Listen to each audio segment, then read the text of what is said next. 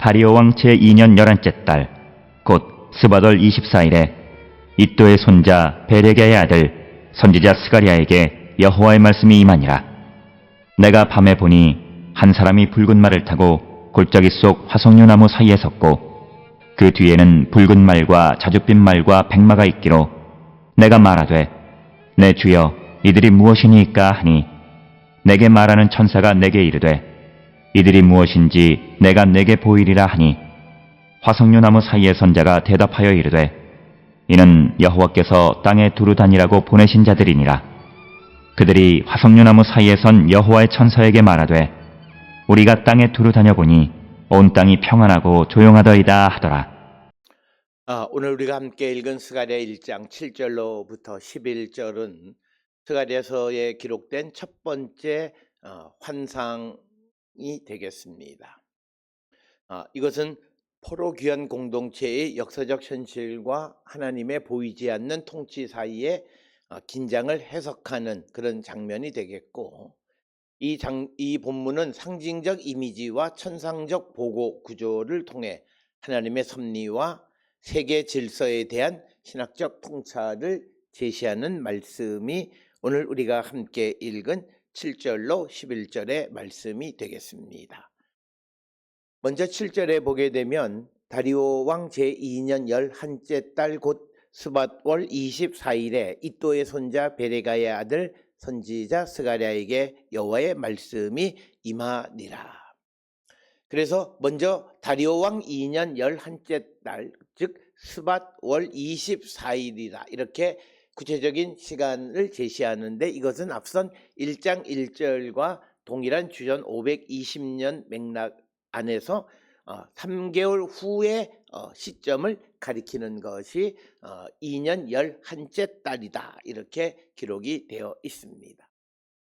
이것은 바벨론 포로 귀환 이후 성전 재건이 여전히 지체되고 있는 상황 속에서 주어진 계시임을 의미합니다.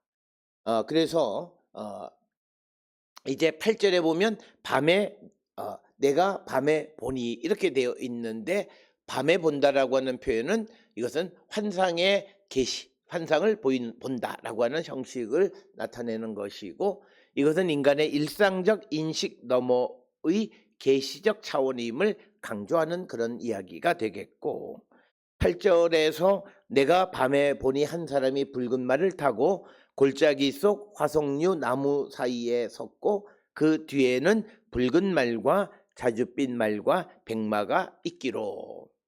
그래서 붉은 말을 탄 사람, 그리고 골짜기 속 화석류, 도금냥 나무다 이렇게 사이에 서 있는 그 장면을 보여주고, 여기서 붉은 말은 전쟁 혹은 심판의 가능성을 상징하는 색채적 이미지이고, 뒤따르는 붉은 말, 자주색 말, 백마는 다양한 임무를 수행하는 천상 존재들의 다양성을 나타내는 겁니다. 그래서 이 스가랴서에는 색상의 상징성을 통해서 메시지를 전달하고 있습니다. 그 다음에 화석류 나무는 낮고 습한 곳에서 자라는 식물로 일반적으로 이스라엘 공동체의 비천하고 겸손한 상태를 상징하는 것으로 이해되어져 왔습니다. 즉 이 8절에 있는 이 장면은 낮은 상태에 있는 하나님의 백성 가운데 임하신 하나님의 사자를 묘사하는 그런 상징적 구조를 가지고 있습니다. 그래서 여기에서 붉은 말을 탄 사람, 즉 단순한 천사가 아니라 여호와의 사자로 이해되고, 이것은 구약에서 종종 하나님의 현현적 중재자로 등장하는 존재를 말합니다. 그래서 이 인물은 하나님과 백성 사이를 연결하는 중보적 역할을 수행하고, 이후 이제 12절에서 중보 기도를 드리는 장면으로 이어지게 됩니다. 그래서 오늘 주시는 이 8절에 있는 이 말씀은 이 중보자 개념에 굉장히 중요한 그런 근거가 되는 구절이 되겠고, 이어서 9절에 내가 말하되 내 주여 이들이 무엇이니까 하니, 내게 말하는 천사가 내게 이르되 이들이 무엇인지 내가 너에게 보이리라. 그래서 스가랴가 내 주여 이것들이 무엇이니까라고 묻고 그것에 대해서 대답을 하는 구조입니다. 그래서 계시의 전달 구조의 이중성을 보여줍니다. 즉 환상 속의 상징을 직접 설명하는 존재와 그 상징을 보여주는 존재가 구분된다는 거예요. 이것은 묵시문학의 특징입니다. 계시는 항상 해석이 필요로 한다는 점을 강조하고 있습니다. 그래서 10절 11절에 화석류 나무 사이에 선 자가 대답하여 이르되 이는 여호와께서 땅에 두루 다니라고 보내신 자들이니라.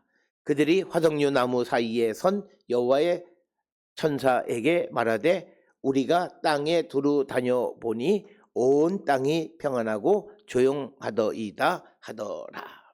그래서 화석류 나무 사이에 선 자가 직접 설명을 제공합니다. 그래서 이들은 여호와께서 땅을 직접 두루 다니게 하신 자들이로서 일종의 정찰자 혹은 감찰자 역할을 수행하는 천상 존재들이고 이들의 보고하는 내용은 온 땅이 평안하고 조용하다라고 하는 겁니다. 평안은 셰켓 그리고 조용함은 야샵라고 하는. 그래서 정치적 안정 상태를 의미하지만 역설적이게도 긴장을 내포하고 있습니다.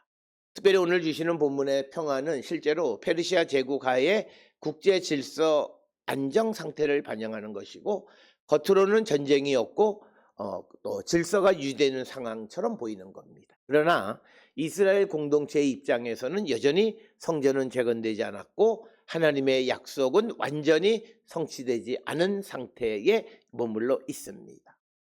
따라서 이 평안은 하나님의 구속사적 정의가 실현된 상태가 아니라 오히려 이방 제국의 안정 속에서 하나님의 백성이 소외된 상태를 드러내는 그런 평안이다라고 하는 것입니다.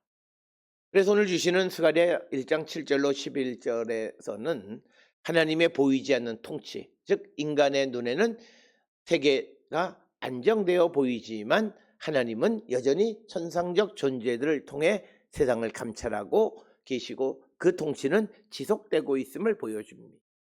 뿐만 아니라 중보와 계시의 구조, 즉 하나님의 뜻은 직접적으로 드러나지 않고 중보자와 해석자를 통해서 점진적으로 계시된다는 거죠. 그래서 이것은 이후 예언자 전통과 더 나아가 신약의 중보자 개념으로 확장될 수 있는 어떤 신학적 기반을 제시하는 것이고 또 하나는 역사적 현실과 신학적 진리 사이의 긴장입니다. 겉으로는 평화가 평화롭게 보이지만 하나님의 정의가 실현된 것은 아니었다는 거죠. 그래서 오히려 하나님의 구속 계획은 인간의 인식 너머에서 진행되고 있음을 보여줍니다.